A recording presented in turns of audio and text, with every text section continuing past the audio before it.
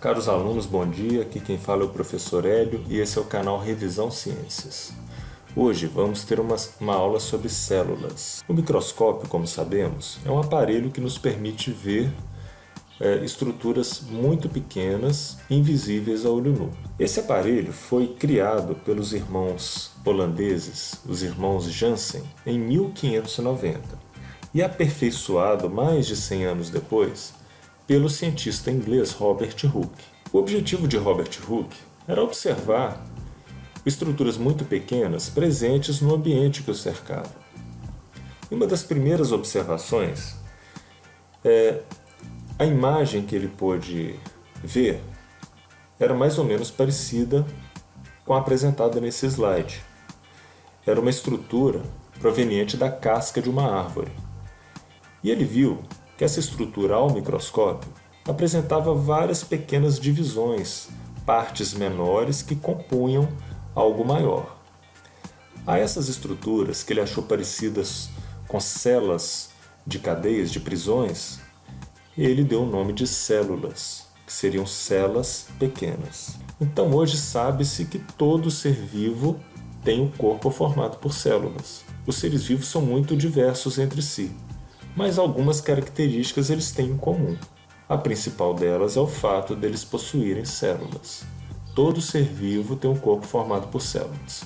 O ser vivo que tem um corpo formado por apenas uma célula é chamado unicelular. Aquele que tem um corpo formado por diversas células é chamado de pluricelular. Célula vegetal. Quando observamos ao microscópio uma folha de elódia, que é uma planta aquática, podemos ver com facilidade suas células, partes menores que compõem uma estrutura maior. Essas partes ficam todas próximas umas às outras, formando um tecido, uma estrutura maior dentro da planta. Em menor aumento, ou seja, em aumento de aproximadamente 40 vezes, essa é a estrutura que podemos observar. Em médio aumento no microscópio óptico, ou seja, um aumento aproximado de 400 vezes, cada uma dessas pequenas estruturas, chamadas células, podem ser vistas com mais detalhe. Aqui está uma célula com a sua estrutura externa protetora, com algumas organelas internas e outra célula ao seu lado, mais outra e assim por diante. Célula animal. Os animais, claro, possuem células. Todo ser vivo é formado por células. Aqui vemos as células do nosso sangue, em menor aumento, em aumento aproximado de 40 vezes. As células rosadas, presentes em maior quantidade, são os glóbulos vermelhos, e as células maiores, com o interior roxo, são os glóbulos brancos. Aí, em médio aumento, podemos ver isso com mais nitidez, com mais precisão. Glóbulos vermelhos e 2 glóbulos brancos aqui ao centro. Essa imagem ela é proporcionada por um microscópio eletrônico, que dá um aumento de mais de 1000 vezes ao objeto que está sendo observado. Outra célula animal é o neurônio. O neurônio é uma célula diferente do glóbulo vermelho, diferente do glóbulo branco, que tem outra função. E as células possuem formatos variáveis de acordo com as funções que executam. O neurônio tem a função de se conectar com outros neurônios para transmitir impulsos nervosos. Então são células com forma de estrela, alongadas, que possuem núcleo, que tem a função de transmitir impulsos nervosos. Os glóbulos vermelhos, por outro lado, são células que têm a função de transportar oxigênio. Então sequer possuem núcleo em seu interior. São as únicas células do corpo que não têm núcleo, justamente para que possam comportar mais oxigênio. Por outro lado, elas são células que vivem apenas uma semana, porque o núcleo, presente aqui nos glóbulos brancos, é a estrutura que é responsável por várias atividades celulares, inclusive pela divisão celular. Classificação das células em relação à presença ou não de núcleo. Seres muito simples como as bactérias, do reino Monera, não possuem núcleo. O DNA, que é a molécula que guarda as características do ser vivo, o DNA fica solto no citoplasma da célula da bactéria, que na verdade é um ser unicelular. Os demais reinos da natureza, ou seja, o reino animal, vegetal, protista e o reino dos fungos, esses outros 4 reinos, eles são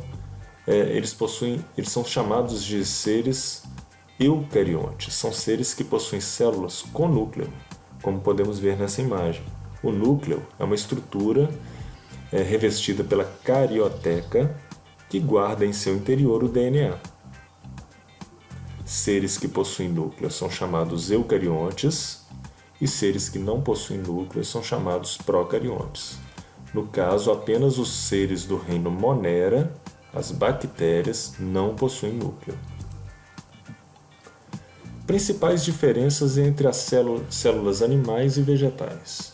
Célula animal, célula vegetal. As células animais e vegetais possuem várias coisas em comum. São eucariontes, possuem núcleo, possuem organelas celulares semelhantes, similares, como o complexo de Golgi, retículo endoplasmático, mitocôndria, mas outras estruturas as diferenciam, principalmente as 3 que eu destaquei aqui com retângulos verdes. Quais são? A célula vegetal, além da membrana celular, a membrana celular ou membrana plasmática, ela reveste a célula animal e a célula vegetal, protegendo e selecionando o que entra e o que sai da célula. Mas a célula vegetal tem uma estrutura protetora extra, que é a parede celular. Ela fica externamente à membrana plasmática e dá uma proteção extra, e deixa a célula vegetal mais rígida também, com formato mais regular. Outra estrutura presente apenas nas células vegetais são os vacúolos. Os vacúolos são grandes bolhas, grandes bolsas que guardam água no interior da célula vegetal. E para terminar, outra estrutura presente apenas em células vegetais são os cloroplastos. São estruturas verdes que têm a função de fazer a fotossíntese, absorver a luz solar para produzir alimento. Vale ressaltar que apenas estruturas vegetais que ficam acima do solo, estruturas que têm contato com a luz, possuem cloroplasto.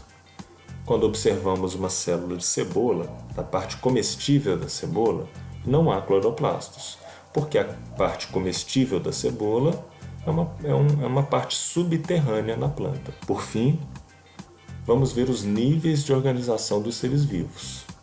Então, os seres vivos todos são formados por células.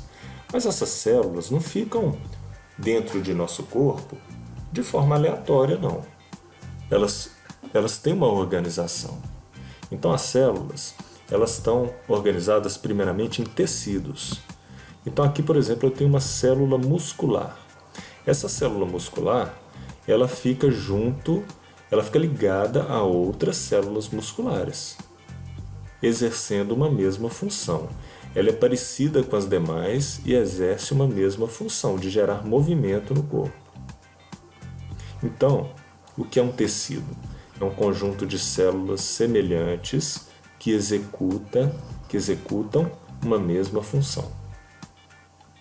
Os tecidos, eles fazem parte de órgãos, que são estruturas maiores. Exemplo, na imagem aqui nós temos o estômago, um órgão responsável por misturar o alimento na digestão. Então, o alimento engolido, ele desce pelo esôfago, chega ao estômago. Aqui, ele é misturado. Para o estômago exercer essa função dele, ele tem vários tecidos diferentes. Ele tem tecido muscular, que com contrações faz o alimento ser misturado. Ele tem tecido epitelial, que ele tem como se fosse uma pele que o envolve por fora e por dentro. Ele possui também neurônios, nervos que servem para perceber quando o estômago está dilatado na hora da refeição e que dão ao cérebro a sensação de saciedade. Enfim, o estômago é um órgão. Por quê? Porque o órgão é um conjunto de tecidos.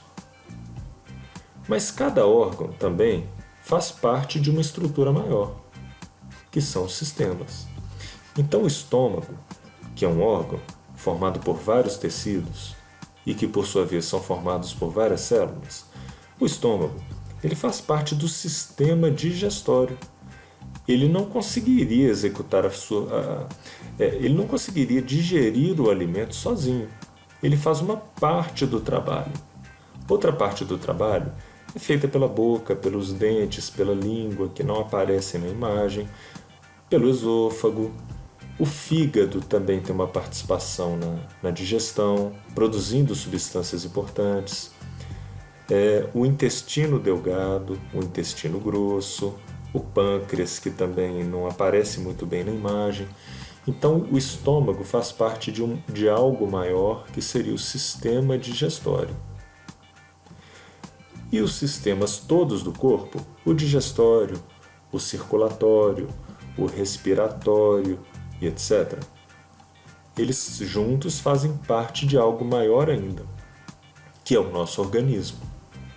Então, o nosso organismo, ele é dividido em sistemas.